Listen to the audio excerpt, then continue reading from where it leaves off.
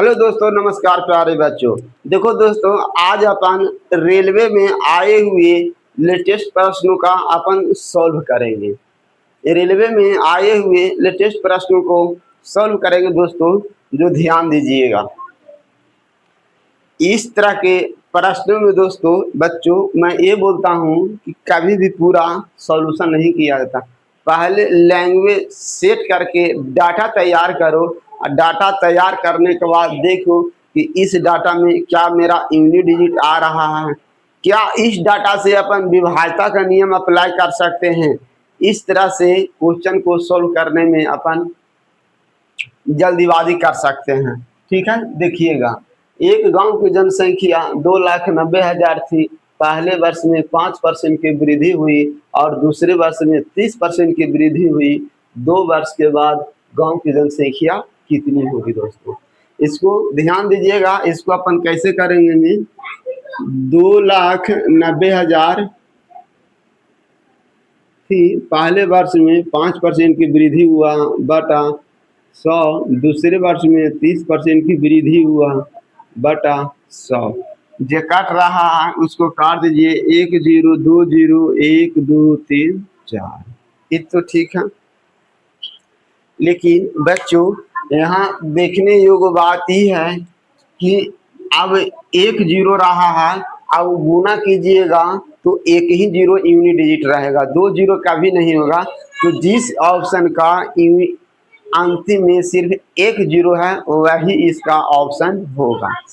देखते हैं दोस्तों, इसमें 2 0 है, 1 0 है, होगा, ये भी नहीं होगा, ये भी नहीं होगा, ये भी नहीं होगा। ऑप्शन नंबर ए होगा दोस्तों। इस तरह के क्वेश्चन में कभी भी क्वेश्चन पूरा सॉल्व नहीं किया जाता। या तो उसको यूनिट डिजिट से मार दो, या तो उसको विभाज्यता के नियम से मार दो, या तो डिजिटल सम से मार दो, या तो लास्ट 2 डिजिट से मार दो क्वेश्चन को। इस तरह से इसको क्वेश्चन में अपन आगे बढ़ा। देखिएगा दोस्तों, इस टाइप के क्वेश्चन में इस बार एनटीपीसी, ग्रुप डी हो, एएलपी हो, टेक्नीशियन हो, जेई हो, सारा के सारा एग्जाम में इस तरह के क्वेश्चन इस बार पूछा गया है दोस्तों, जो 2025 और 26 में एग्जाम हुआ है। सिर्फ खाली डाटा वैल्यू मान अलग अलग है, बाकी पूरा की पूरा सिस्टम, पूरा के पूरा मेथड यही काम करता है। ठीक है, जैसे मैं बताता हूं दोस्तों, इसके पहले मैं एक छोटा सा उदाहरण लेता हूं। अगर आप उस उदाहरण को आप समझिएगा तो सेम टू सेम उसी उदाहरण पर मैं इसको हल करूंगा। प्रतिशत में घट बढ़ रहा है, फिर लास्ट में प्रतिशत में ही आंसर पूछ रहा है। कैसे? जो ध्यान दीजिएगा। अगर मान लिया जाए, अगर इसको बनाने के पहले एक मैं एग्जांपल देता हूं, एग्जांपल आप समझ लीजिएगा। तो इसको मान लिया जाए कि पहले ईंधन की कीमत 200 रुपये प्रति लीटर थी। ठीक है, 200 रुपये प्रति लीटर थी। पहला वर्ष में इसमें हम 40% कमी कर दिए तो 60 लिखेंगे, और फिर दूसरा बार हम इसमें 70% की कमी कर दिए तो इसमें हम 30 लिखेंगे। ठीक है, इसको अपन क्या करते हैं दोस्तों, एक बार वृद्धि करते हैं, एक बार कमी लिख देते हैं। इसमें अपन 20% वृद्धि करते हैं तो 120 लिख देते हैं। ठीक है, इसको फिर नेक्स्ट प्रतिशत में कैसे बदलिएगा? ई वाला वृद्धि को बताता है, ई वाला कमी को बताता है, क्योंकि ये 70% कमी हम लिखते हैं। यहाँ हम लिख देते हैं 20% वृद्धि हुआ है और 70% कमी हुआ है। आरंभिक लीटर 200 रुपये लीटर थी। इसको नेट प्रतिशत फिर कैसे निकालेगा? तो 1 0 2 0 खट गया, 1 0 1 0 1 1 0 खत्म हो गया। फिर आपको गुना करना पड़ेगा, 12 तिया 36 और 36 दूनी 72। पहले था 200 रुपया, अब हो गया 72 रुपया। तो कमी कितना हुआ? तो कमी कितना हुआ? तो कमी कितना हुआ? तो कमी आपको 200 में से 72 घटाना पड़ेगा। 200 में से 72 घटाना पड़ेगा। तो 200 में से 72 घटाइएगा तो कितना आ जाएगा? 72 और 8 80, 28, यानी 128 रुपया आ रहा था। यानी कहने का मतलब हो गया पहले 200 रुपये प्रति लीटर ईंधन थी, अब कमी होने के बाद 128 रुपये हुआ। तो इसको नेट प्रतिशत में बदलिएगा, तो नेट प्रतिशत में बदलिएगा तो इसको फिर ऐसे आपको लिखना पड़ेगा।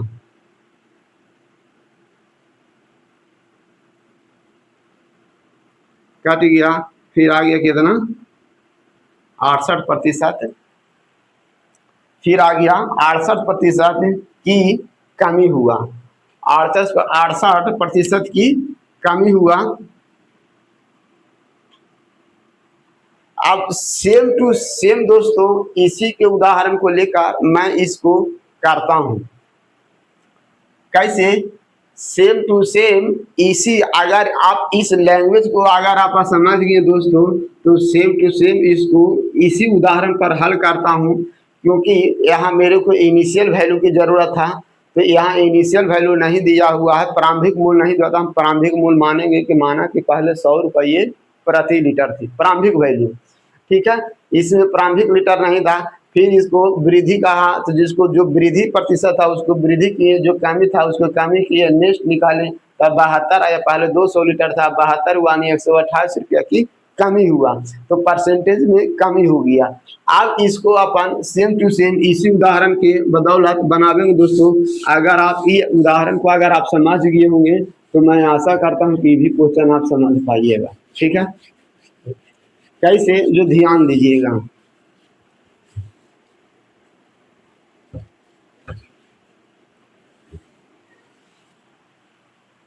इसमें इनिशियल वैल्यू नहीं दिया कि पहले ईंधन कितने लीटर प्रति थी, है ना। तो अपन इनिशियल वैल्यू मान लेते हैं कि माना कि पहले प्रारंभिक ईंधन 100 रुपये प्रति लीटर थी, प्रारंभिक ईंधन 100 रुपये प्रति लीटर थी। प्रारंभिक ईंधन की कीमत समझने खातिर लिख देता हूं, लेकिन लिखने की जरूरत नहीं था। कीमत 100 रुपये प्रति लीटर थी, ठीक है। 1 लीटर की काम 100 रुपया थे, लेकिन अब उसके रेट में क्या होती है, कभी घटती है कभी बढ़ती है। तो ध्यान दीजिएगा क्या कैसे क्या लिखना पड़ेगा। 100 रुपये 40% कमी हुआ तो 60/100, फिर 60% कमी होगा तो 40/100, फिर 60% कमी हुआ तो 40/100, और एक बार बढ़ा है, एक बार बढ़ा है दोस्तों, ठीक है।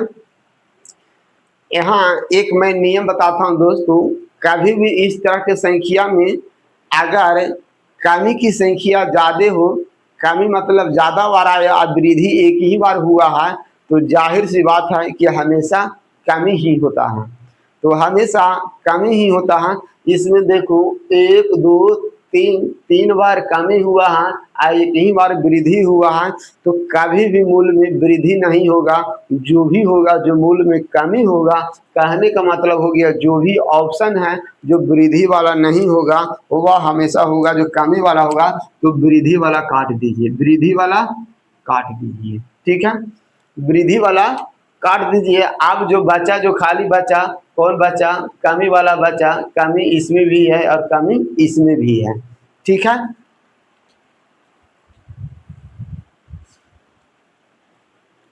देखिए दोस्तों, तो वृद्धि वाला को काट देता, कमी इसमें भी है, कमी इसमें है। इसमें यूनिट डिजिट सेम है, अपन इस ऑप्शन को यूनिट डिजिट से हल करेंगे तो मामला फिर गड़बड़ा जाएगा। अब अपन इसको क्या करेंगे, डिजिटल सम चेक करते हैं दोस्तों। तो डिजिटल सम देखिएगा अलग अलग है। डिजिटल सम कितना हो गया, 4 और 3 7 हो गया, 8 और 8 16, 16 और 7 23 हो गया, यानी इसका डिजिटल सम आ गया 5। इसका डिजिटल सम देखिएगा तो 6 और 3 9 8 8 16 1 7। कहने का मतलब हो गया इस ऑप्शन को अपन डिजिटल सम से हल करेंगे, ठीक है। इसका जो ऑप्शन आएगा दोस्तों, इसका जो कैलकुलेशन आएगा, हल आएगा, फिर उसको अपन 100 में से घटावेंगे, फिर उसको अपन 100 में से घटावेंगे, तभी आप बता पाइएगा कि इसमें कितना प्रतिशत की कमी हुई, कितने की कमी हुआ, प्रतिशत नहीं, कितने की कमी हुआ। कितने के प्रतिशत में फिर बदलने के लिए दोस्तों कमी यहाँ पर लिखना पड़ेगा, और यहाँ फिर यहाँ 100 लिखना पड़ेगा, और फिर यहाँ 100 लिखना पड़ेगा। तब आप जाके नेट प्रतिशत की आंसर चुन पाइएगा। नेट प्रतिशत निकालने के लिए, नेट प्रतिशत निकालने के लिए अब देखिए इसको अपन डिजिटल सम से कैसे इसको उड़ाते हैं। ठीक है, नीचे एक एक है तो एक का कोई वैल्यू नहीं रहा, कोई वैल्यू नहीं रहा, खाली इसे अपन रहा। 24 आया, 24 के 6 हुआ, फिर इसको भी गुना 6 ये आ गया 6, आ इसको से गुना करिए तो 7 1 8, 8 छक्का 48 आया, 8 छक्का 48। देखिए 6 की 6 6 24 हो गया, 24 के 6 ये हो गया 24, 6 4 से गुना करता 6 24, डिजिटल सम 6 ये आ गया 6 7 1 8 है, 8 6 से गुना कीजिएगा तो 8 6 48, 8 6 48 कितना हो गया 8 4 12, 12 का डिजिटल सम होता है 3।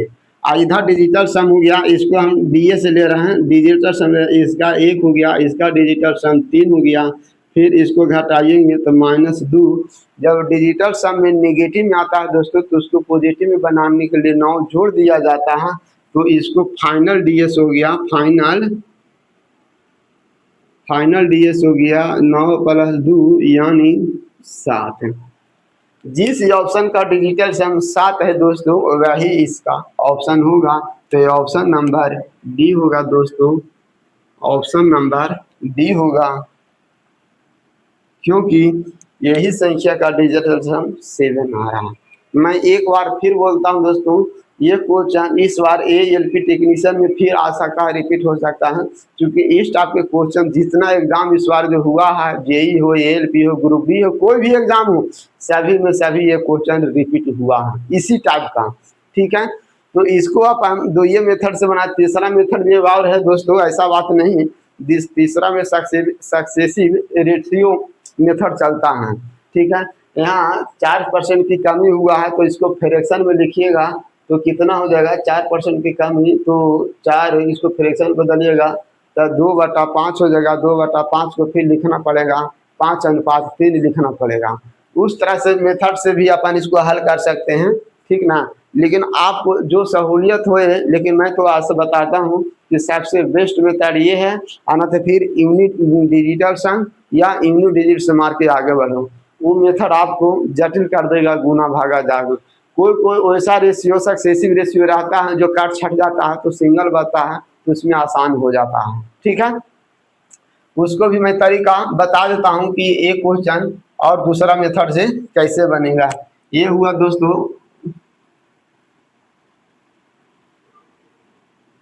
फर्स्ट मेथड से हो गया। ठीक है, भी बता सकते हैं कैसे, कहीं भी देखिएगा या आप बैठ के बनाइएगा तो इसको आप दूसरा मेथड से ऐसे बना, इसको अपन बोलते हैं सक्सेसिव रेशियो मेथड। कैसे, जो ध्यान दीजिएगा, पहले लिखते हैं 40% कमी बता रहा है, 60% कमी बता रहा है, 60% कमी बता रहा है, एक खाली 70% वृद्धि बता रहा है। दोस्तों इसको फ्रैक्शन में तोड़िएगा दोस्तों, इसको फ्रैक्शन में तोड़िएगा तो ये हो जाएगा कितना, 2 दूनी 4 और 5 दूनी 10, यानी ये कमी को बताता है तो कमी माइनस हो गया। इसको भी तोड़िएगा फ्रैक्शन में तो 3/5 हो जाएगा, इसको भी फ्रैक्शन में तोड़िएगा तो 3/5 हो जाएगा, इसको फ्रैक्शन में तोड़िएगा दोस्तों तो हो जाएगा 7/10 हो जाएगा।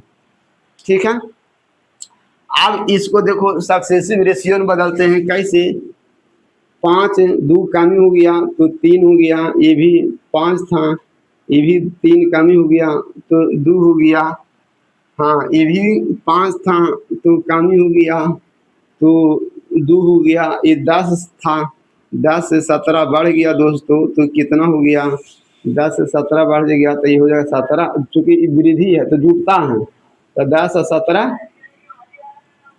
170% वृद्धि हो जाता है तो 70%, हाँ सही है, तो 17 और 10 27 हो गया दोस्तों। ना 70% की वृद्धि 7/10 हुआ ना, तो 7/10 हो गया तो 17/10 10 हो गया। ठीक है, इसको आप अपन सक्सेसिव रेशियो मेथड कहते हैं। जो काटने वाला है दोस्तों, जो काट दीजिए, काटने वाला इसमें सिर्फ खाली यही एक काटा, 2 पचे 10 काटा, यानी पचरे पचरे 25, इधर लिखाएगा 25 25 625 लिखाएगा, और इधर लिखाएगा 3 दूनी छू, 3 दूनी छू और 17 छक्का दो तल से, 3 दूनी छू और 17 छक्का दो तल से 102, 102 आया। फिर इसको घटाइएगा, फिर इसको आप इसको प्रतिशत में बदलिएगा, फिर यहाँ ये वाला संख्या घाट के लिखना पड़ेगा, फिर आपको 100 लिखना पड़ेगा, फिर जाके फिर आंसर आएगा। दूसरा मेथड यही है दोस्तों, इसीलिए मैं बताता हूँ कि सबसे बेस्ट मेथड है दोस्तों, या तो उसको यूनिट डिजिट से उड़ा दो या तो डिजिटल सम से उड़ा दो।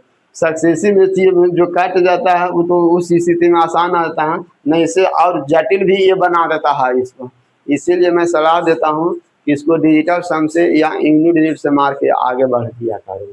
ठीक है, तो ये इसका मेथड था।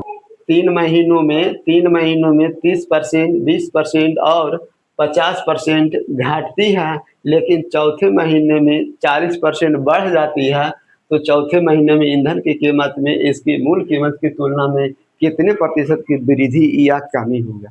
वृद्धि या कमी हुआ दोस्तों, ये आपको कैलकुलेशन का हल बतावेगा कि मेरा ऑप्शन कमी होगा कि वृद्धि हुआ, लेकिन उसको पहले अपन बिना ऑप्शन देखते हुए भी अपन एक मेथड से बता सकते हैं कि इसका ऑप्शन वृद्धि होगा कि कमी होगा। दोस्तों, इसमें 3 बार कमी कमी हुआ है और सिर्फ खाली 1 बार वृद्धि हुआ है। इसका जो भी आंसर होगा दोस्तों हमेशा कमी होगा।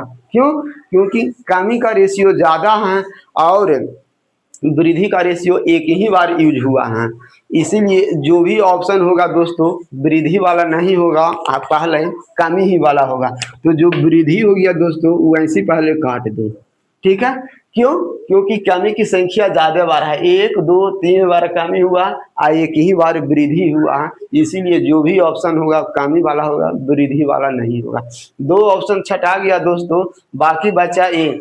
देखो, इसको अपन यूनिट डिजिट से उड़ावेंगे। क्यों? क्योंकि इसका यूनिट डिजिट दोनों का अलग अलग है।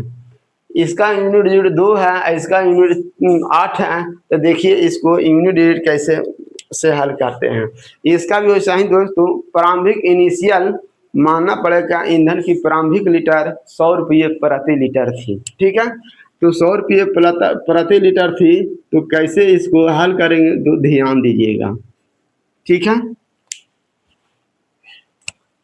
30% की कमी हुआ है, तो 30% कमी के मतलब हो गया, 30% कमी के मतलब हो गया 70/100। 20% कमी के मतलब हो गया 80/100। 50% कमी के मतलब हो गया 50/100। वृद्धि हुआ है कितना? एक ही बार हुआ, 140/100। ठीक है, आप देखिए 1 0 1 0 1 0 1 0 खत्म हो गया, 1 0 1 0 1 0 खत्म हो गया। ठीक है, फिर उसके बाद और बच रहा है, और बच रहा है 1 0 1 0 1 0 1 0 खत्म हो गया। यहाँ तक तो खत्म हो गया, और बच रहा है, और बच रहा है, क्या बच रहा है भाई? तो देखिए जो कट रहा है उसको पहले काट लीजिए, ये कट गया तो विपचे 100 कट गया, ये भी कट जाएगा। देखिए ये भी कट जाएगा, कैसे काटिएगा इसको तो ध्यान दीजिएगा। इसको अपन काटते हैं 10 नीचे, नीचे अपन 10 रहने देते हैं दोस्तों, क्योंकि दशमलव में बदलने में सहूलियत होगा। ठीक है, तो इसको अपन खाली 2 से काटते हैं, तो 2 4 8 नीचे रह गया 10। अगर जो बच्चों को दिक्कत होता तो मैं एक बार फिर उतार देता हूँ ताकि हिसाब गजबचाए नहीं। 4 हो गया, बचा 14/10 हो गया, यही है ना? ठीक है, इसको आप गुना करिएगा दोस्तों, यूनिट डिजिट, क्योंकि अपन यूनिट डिजिट से हल कर रहे हैं।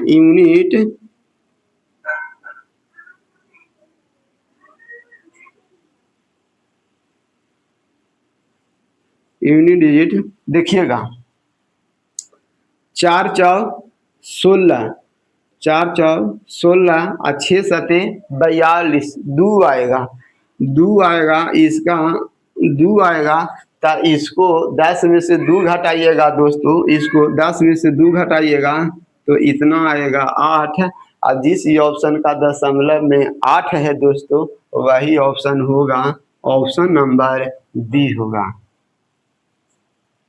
ठीक है, ऑप्शन नंबर बी हो गया, अपन यूनिट डिजिट से मार दिए दोस्तों। ठीक है, अगर कोई बच्चे बोलेगा डिजिटल सम से मारिएगा, तो डिजिटल सम से दोनों का डिजिटल सम सेम हो रहा है।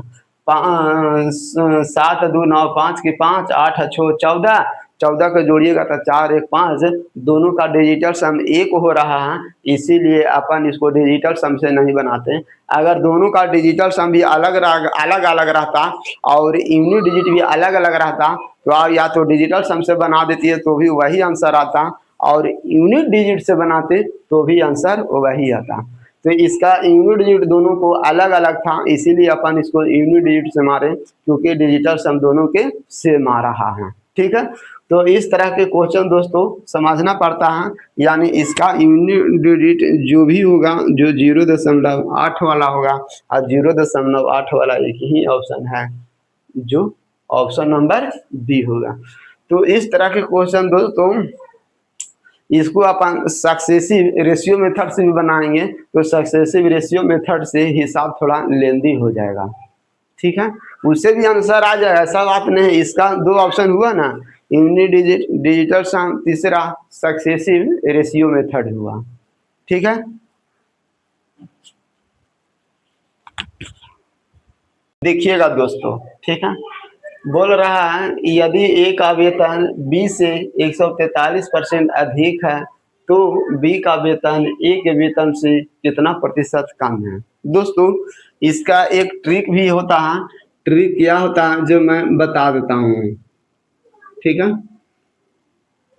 ट्रिक कम है ना, तो इसका ट्रिक होता है कमी बराबर पी बटा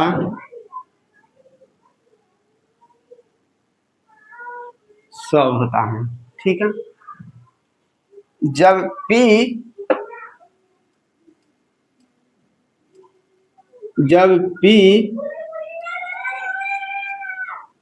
वृद्धि हो तो प्लस का यूज किया जाता है, और जब P कमी हो तो माइनस का यूज किया जाता है। यहाँ पर प्लस माइनस है। P फॉर परसेंटेज, जब वैल्यू वृद्धि रहता है तो प्लस को यहाँ लेते हैं, और जब कमी रहता है तो माइनस का चिन्ह लेते हैं। कैसे, जो ध्यान दीजिए। यहाँ देखो, यहाँ बी अधिक है, वृद्धि है, तो इसको डायरेक्ट अपन लिख सकते हैं। क्या लिखेंगे, 143 बटा 100 प्लस 143 गुने 100, तो 143 गुना करेंगे तो 2 जीरो आई हो जाएगा 243। ठीक है, अब इसको अपन जल्दीबाजी से सॉल्व कैसे करना है बच्चों। मेन समस्या यहाँ ये हो रहा है कि इसको अपन जल्दीबाजी से सॉल्व कैसे करना है, मैं ये बताता हूँ। जब इसको डिवाइड भी एक देने का तरीका आता है बच्चों, जो मैं बताता हूँ कैसे। 14,300।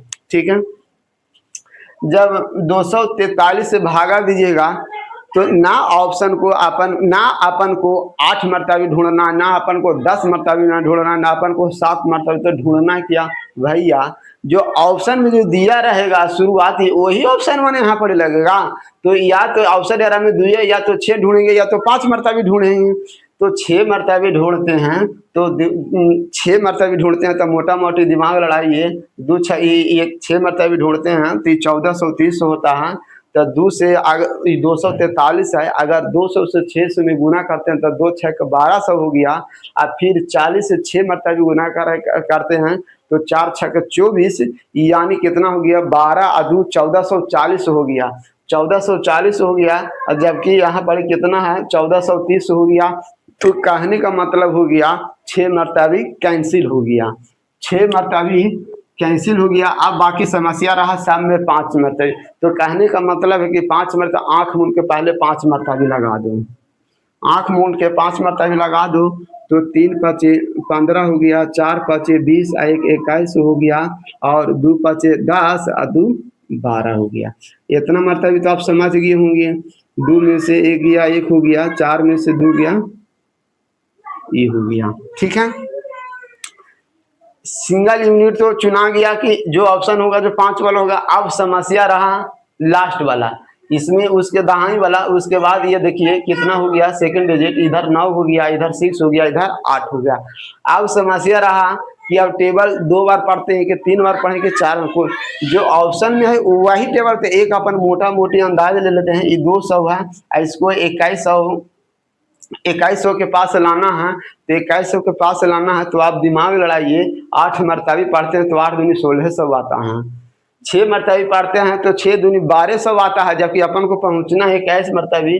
तो यहाँ 9 मरतबा लगेगा दोस्तों, चूंकि 9 दूनी 1800 आ रहा है।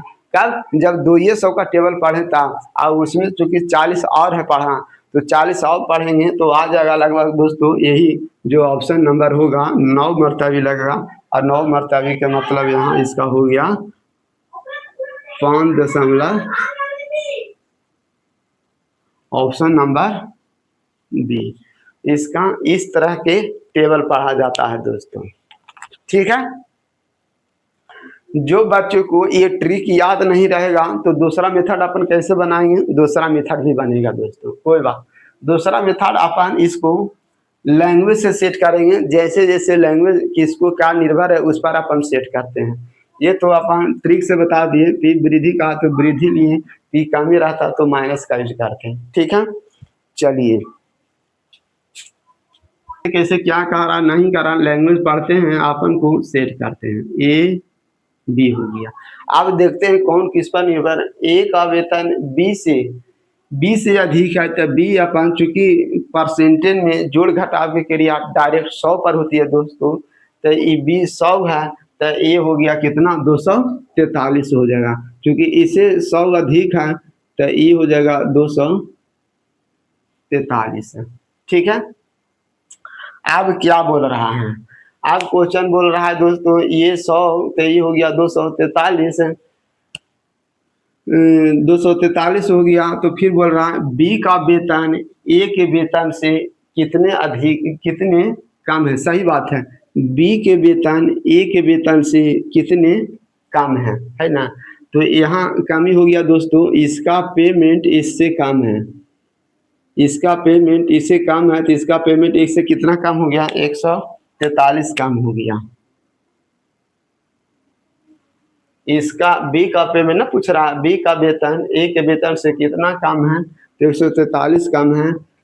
तो परसेंटेज में कितना कम हुआ, तो परसेंटेज में कितना हो गया 143 बटा 243 गुने 100 परसेंटेज। हाँ, परसेंटेज बदलने के लिए जो हल होगा वही अपन आंसर अभी हल किए थे दोस्तों, वही अपन ऑप्शन हुआ। बेसिक से हो गया। अगर इसको अपन बी को 100 परसेंटेज मानते हैं तो ए को 243 हो जाएगा। फिर बोल रहा है कि बी का वेतन ए से कम है, तो बी का वेतन ए से कम है 143 यूनिट कम है। तो परसेंटेज में कमी कितना हुआ, तो परसेंटेज में कमी यहाँ पर ही हो गया दोस्तों। ए का रेशियो नीचे लिखे। ठीक है, यदि ए के 75% का 160% बी के 150% के दुगने के बराबर है तो ए बी से कितना प्रतिशत अधिक या कम है। बी अधिक है कि कम है उसी का परसेंटेज निकालना है दोस्तों। ए बी से अधिक है या कम है, जिसमें से रहता है दोस्तों वो नीचे जाता है। ठीक है, अगर समझ में नहीं आएगा उसको अपन पूरा एकदम पूरा विश्लेषण से तोड़ेंगे, पूरा एक करके तोड़ेंगे। ठीक है, कैसे ध्यान दीजिएगा। पहले लैंग्वेज के अनुसार चल रहे हैं दोस्तों, जैसे जैसे कहेगा वैसे वैसे लेंगे। ठीक है, ध्यान दीजिएगा। ए के मतलब मैथ में गुना होता है दोस्तों 75% बटा 100 का 160%, 100 बराबर b के 150% के दुगने के बराबर है। b 150% के दुगने के बराबर है, तो दुगना के मतलब 2 गुना कर दिए हैं। अब इसके बाद चलते हैं दोस्तों, ध्यान दीजिएगा। ध्यान देने वाली बात ये है कि जो काटा उसको कहानी खत्म कर दीजिए। हाँ, सॉरी हो गया दोस्तों, अपन 4 जीरो काट दिए ना, 4 जीरो काट दिए, गलत हो गया। 4 जीरो काट दिए, नीचे 100, नीचे 100, 1 जीरो कट गया, 1 जीरो कट गया दोस्तों। इसको अपन कैसे काटेंगे, तो 25 चौका 100 और 25 75 हो गया। यहाँ तो कट गया, ये भी कट गया, ये भी कट गया, 4 चौ 16 कट गया। ठीक है, इसके बाद ध्यान दीजिए, ये भी कट गया, ये भी कट गया, ई जीरो खत्म हो गया। फिर ये भी कट गया दोस्तों, ये भी कट गया, 2 से ये भी कट गया, 3 पचे 15। मेरा डाटा बचा क्या, a गुने 2 बराबर b गुने 5, यही मेरा डाटा बचा। इसको रेशियो मेथड में तोड़िए तो या तो इसको अनुपात में तोड़ दीजिए, सबसे बढ़िया अनुपात में तोड़ लीजिए। तो अनुपात में तोड़ते हैं तो जो b वाला जो गुना कराता है a में चला आता है, और जो a वाला गुना कराता है दोस्तों b में चला जाता है। ठीक है, अब समस्या यहाँ ये है, अब क्या बोल रहा है, a b से कितना प्रतिशत अधिक है, a b से कितना अधिक है। तो देखिए तो है, सही बात है, a है जो b से अधिक है, a है जो b से अधिक है, कितना अधिक है, 3 अधिक है। b से बोल रहा है ना, b से बोल रहा है, तो b से बोल रहा है, b से यहाँ लिखना पड़ेगा, b से तुलना किया जा रहा है ना, 2 बटा b से तुलना किया जा रहा है, तो 3 अधिक हो गया, तो कितना हो गया, 100 हो गया, कितना अधिक वाला ऑप्शन होगा। जैसे जैसे लैंग्वेज बोला दोस्तों, वैसे वैसे अपन काट दिए, जो ऑप्शन आया वो ऑप्शन नंबर बी आया, ऑप्शन नंबर बी आया। जैसे जैसे ए बोला, ए बी से, तो ए बी से 3 अधिक है, तो बी से तुलना किए, 3 अधिक था, तो काट छाट के अपन आंसर आ गया।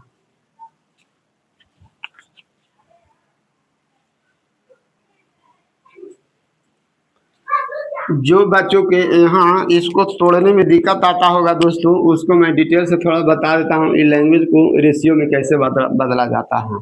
ठीक ना, इसको मैं मिटार देता हूँ, मिटार के यहीं पर ही बता देता हूँ ये रेशियो में कैसे बदलता है। ठीक है, देखो, इसको आंख मूंद के कैसे लिख दीजिए, ये नहीं बोल रहा हूँ कि ए पहले रहना चाहिए बी पहले रहना, या तो ए बटा लिख दीजिए, या तो आप बी बटा ये लीजिए, कोई दिक्कत नहीं, इसमें कोई नियम नहीं लिखा हुआ कि मेरे को पहले ए चाहिए, ये रेशियो में नहीं लिखा हुआ कि मेरे को ये रेशियो का मतलब पहले अंश में ए लिखेंगे, कैसे लिख दीजिए, कोई दिक्कत नहीं। लेकिन समस्या क्या हो गया, अब यहाँ कौन सी संख्या रखना, तो यहाँ आपको वही संख्या रखना है दोस्तों जो गुना करने पर a2 आ जाना चाहिए। तो ये 2 रहेगा था ना, तीछा तीछी गुना कीजिएगा तो 2 रहेगा, और यहाँ पर लिखना पड़ेगा 5 है। अब इसको देखिए बराबर में रहता है तो क्रॉस मल्टीप्लाई होता है, तो 2a से गुना कीजिएगा तो 2a होगा, और b या 5 से गुना कीजिएगा तो b 5 होगा। ठीक है, तो यहाँ भी अपन रेशियो में बदलेंगे दोस्तों, तो a अनुपात b बदलिएगा तो कितना आ जाएगा, 5 अनुपात 2, चूंकि a 5 a को सूचित कर रहा है और b को 2 सूचित कर रहा है। अगर इसको b बटा a लिखेगा तो कोई दिक्कत नहीं, गुना करने पर 5 गुना होना चाहिए, यहाँ 5 लिखना पड़ेगा, यहाँ 2 लिखना पड़ेगा। जैसे इच्छा है वैसे बदल दीजिए, ये सब छोटी छोटी बातों बच्चों को आना चाहिए। ठीक है, नेक्स्ट क्वेश्चन देखिएगा दोस्तों, एक त्रिभुज के कोनों का अनुपात 2:3:4 है, सबसे बड़ा कोण कुल कोणों का कितने प्रतिशत है। सबसे बड़ा कोण, जैसे जैसे लैंग्वेज का रहा दोस्तों वैसे वैसे अपन सेट करेंगे। बड़ा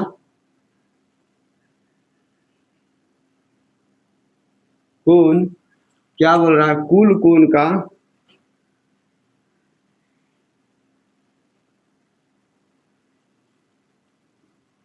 कुल कोण का कितने प्रतिशत है, कुल कोण का कितने प्रतिशत है मालूम नहीं है। ठीक है, अब ध्यान दीजिएगा, जैसे जैसे बोल रहा है वैसे वैसे अपन डाटा से, जो बच्चों की लैंग्वेज सेट करने में दिक्कत आता होगा उसके हिसाब से मैं इसमें हाँ, एक त्रिभुज के कोण का अनुपात 2:3:4 है। सबसे बड़ा कोण कुल कोण का कितना, तो सबसे बड़ा कोण कितना आ गया दोस्तों 4।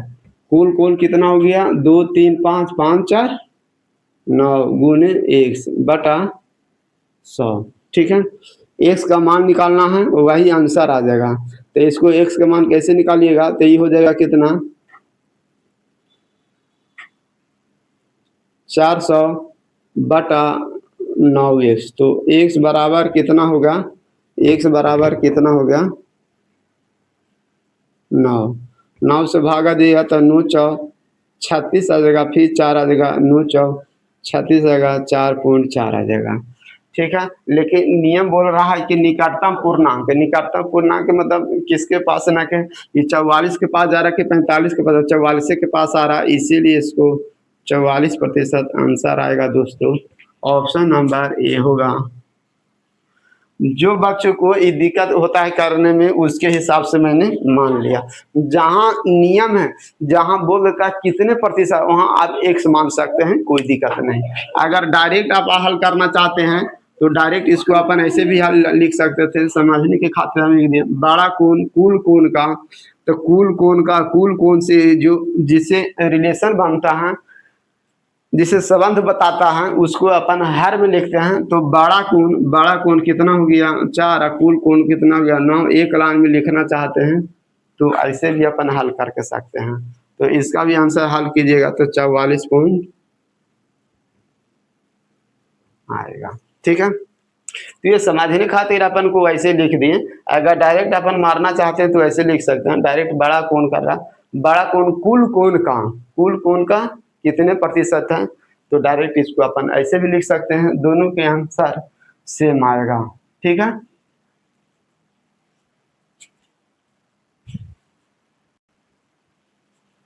नेक्स्ट क्वेश्चन देखिएगा दोस्तों। 4 से विभाज्य होने वाली 8 अंकों की संख्या 718 5104 है। 4 में एक का अधिकतम मान क्या है। दोस्तों 4 से वही संख्या काटता है जो आखिरी 2 डिजिट काटना चाहिए, बाकी बीच में कौन कितना है उससे हमको मतलब नहीं है, लेकिन लास्ट 2 डिजिट काट रहा है तो वो संख्या पूरी पूरी 4 से काटता है। ठीक है, 2 संख्या 718 हो गया, ए हो गया 5104 हो गया। 4 से काटने के लिए दोस्तों, 4 से काटने के लिए हमको सिर्फ खाली ये दोनों देखा जाता है बस, लेकिन बीच में कौन कितना है नहीं है हम नहीं बता सकते हैं। लेकिन मेरा बोल रहा है एक अधिकतम मान होना चाहिए, तो एक अधिकतम मान, तो एक अधिकतम मान सबसे ज्यादा इसमें कौन है 9 है, तो ऑप्शन 9 हो जाएगा, ऑप्शन नंबर सी। बस एक अधिकतम मान बोल रहा है, क्योंकि ये 4 से विभाज्यता होने के लिए इस पर निर्भर नहीं है। 4 से विभाज्यता होने के लिए लास्ट 2 डिजिट पर निर्भर रहता है कि वो दोनों संख्या 4 से काट रहा है कि नहीं है। अगर दोनों संख्या 4 से काट जाता है तो उसको बोलते हैं कि 4 से पूर्णतः विभाज्य है, और नहीं काटता तो बोलते हैं कि 4 से विभाज्य नहीं है। ठीक है, तो ऑप्शन नंबर ए का अधिकतम मान होगा, ए का मैक्सिमम मान होगा 9 होगा, जो ऑप्शन नंबर सी दिया हुआ है।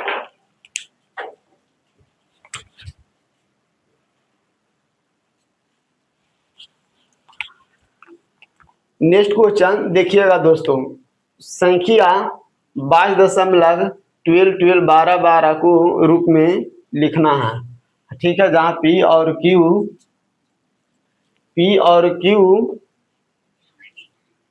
पूर्णांक है या क्यू नॉट इक्वल टू 0 है, जिसको फ्रैक्शन में बदलना है दोस्तों। ये पहले दशमलव में कौन सा है दोस्तों, तो शांत आवर्ती दशमलव है, वो शांत होता है अनावर्ती दशमलव। शांत आवर्ती दशमलव के मतलब होता है दोस्तों जो रिपीट होने वाला दशमलव के बाद रहता है वो निश्चित हो जाता है। एक ही संख्या बार बार रिपीट होता है उसको शांत आवर्ती दशमलव कहते हैं, और जो दशमलव के बाद अलग अलग संख्या बढ़ते हुए जाता है उसको अनावर्ती दशमलव कहते हैं। शांत अनावर्ती दशमलव होता है।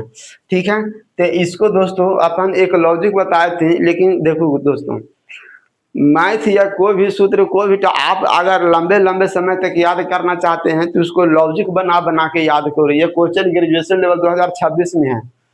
ये क्वेश्चन बहुत बड़ा भारी है, लेकिन कोई बच्चों इसमें घटाने में भूल गया होगा कि 22 घटाना है कि 12 घटाना है। जैसे पहले अपन इसको लिखेंगे तो तरीका कैसे है, तो इसको अपन लिखेंगे तरीका दोस्तों ऐसे लिखेंगे कि 12, क्यों, क्योंकि 12 रिपीट मार रहा है। ठीक है, 12 रिपीट मार रहा है दोस्तों, तो मैंने एक तरीका बताया था कि जिसके ऊपर रेकरिंग रहता है वो राजा को सूचित करता है, जिसके ऊपर रेकरिंग नहीं रहता वो प्रजा को सूचित करता है। राजा प्रजा में से प्रजा बाहर होता है, कहने का मतलब हो गया बिना दशमलव वाला बाहर होगा, दशमलव वाला बाहर कभी नहीं हो। रेकरिंग जो रहता है वो कभी बाहर नहीं होता। ये आप ये लॉजिक बना लो ताकि आपको क्वेश्चन लंबे समय तक याद रहे, एग्जाम में जल्दीबाजी भूले नहीं। ठीक ना, तो रेकरिंग वाला राजा को बताया। पहले पूरा सभा हुआ दोस्तों, तो पूरा सभा में से कौन भागता है, यानी कहने का मतलब बिना रेकरिंग वाला हटता है, तो बिना रेकरिंग वाला ई हो गया। अब नीचे समस्या रहा गया दोस्तों कितने पर रेकरिंग है, 1 2, जितने पर रेकरिंग होती है यानी जितने राजा रहता है उतना ही नाव लिखाता है। ठीक ना, और दशमलव के बाद कोई संख्या नहीं है। इसको फिर घटाइएगा दोस्तों, तो घटाइएगा तो 2 में से 2 गया, 0 हो गया, ये हो गया, 9 हो गया, ये हो गया 21 बटा 99 हो गया।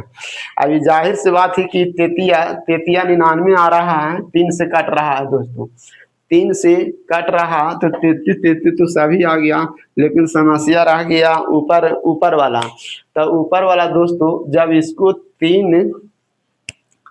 इसको अपन 3 के फैक्टर तोड़ रहे हैं, 33 गुने 3, 33 गुने 3 33 99, तो ऊपर भी कौन सी संख्या लिखे दोस्तों जो गुना करने पर 9 आना चाहिए।